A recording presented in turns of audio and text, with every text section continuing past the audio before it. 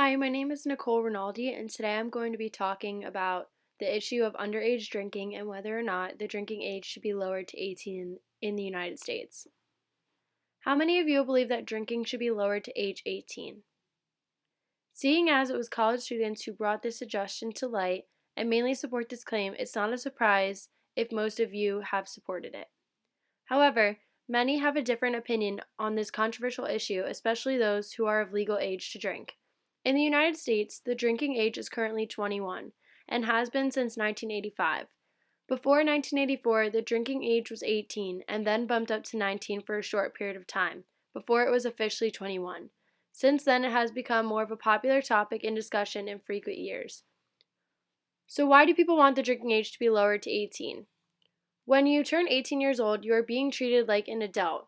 This means you can already enlist in the army, you're fighting for your life, for your country, you're old enough to play lotto, possibly win lots of money, and you can be tried as an adult criminal-wise. So many people argue if you're old enough to do all these things, if you're old enough to vote, old enough to fight for your country, why aren't you old enough to drink?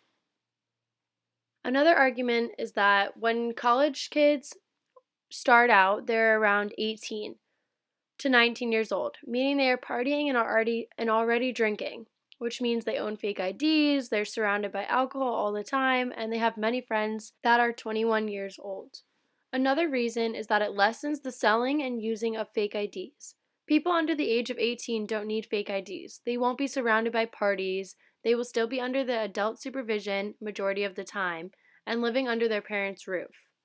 Another reason that they want to lower the drinking age is that allowing 18 to 20-year-olds to drink alcohol in regulated environments with supervision would decrease unsafe drinking activity. This means it can be controlled in safe environments, less likely to put themselves in dangerous situations. They wouldn't have to sneak around, they can drink with friends in houses safely, not risk their future for a good time in college. The people who support this argument also bring to attention that there are fewer drunk driving traffic accidents and fatalities in many countries with the drinking age of 18. Lastly, they argue that it would diminish the thrill of breaking the law to get a drink. On a pros and cons website, I read that normalizing alcohol consumption as something done responsibly in moderation will make drinking alcohol less of a taboo for young adults entering college and the workforce. So why should the minimum drinking age say 21? Underage drinkers tend to drink heavily. An author, Ralph Higginson, stated, on average, the underage drinker drinks 5 drinks per occasion 6 times per month. This underage drinking often occurs as binge drinking. Another reason is that less accidents and deaths in the teens related to drinking and driving, meaning that there are less teenagers getting in accidents and dying due to drinking and driving because legally they're not allowed to drink until 21. Ralph Higginson stated, traffic crashes are the leading cause of death in the United States for younger people younger than age 25.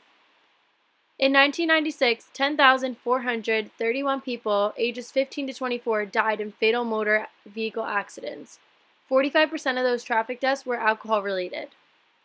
Another reason that it should stay 21 is that early onset drinking can cause alcohol dependence before the age of 25, meaning that college students who are binge drinking 2, 3, 4 times a week may develop alcoholism and are more likely before the age of 25. People tend to be more mature and responsible at 21 than 18.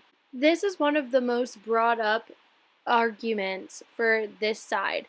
Many people believe that 18-year-olds are typically entering a new phase of independence from their parents through college or for the workforce and are susceptible to binge drinking, meaning that people who tend to be more mature and responsible at 21 other than 18, because 18 they're just learning their freedom.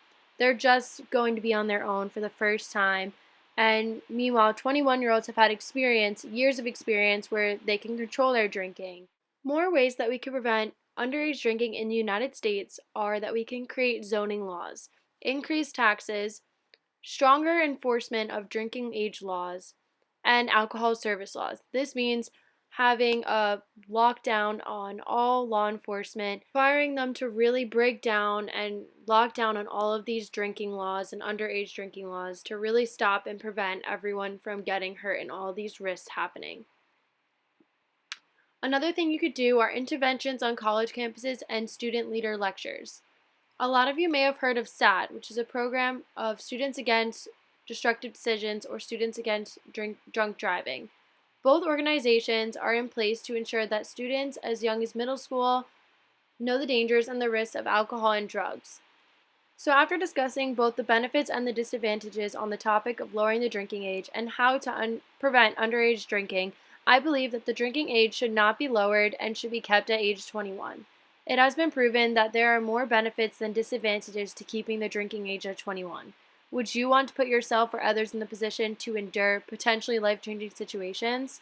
Would you want to sit in an ambulance while your friend is possibly dying because they were drinking and driving, or because somebody out of your friend group thought it was funny to step behind the wheel after just one drink, because one drink can change your life? If you care for the safety of yourself and others, then you shouldn't be against keeping the drinking age at 21. Thank you.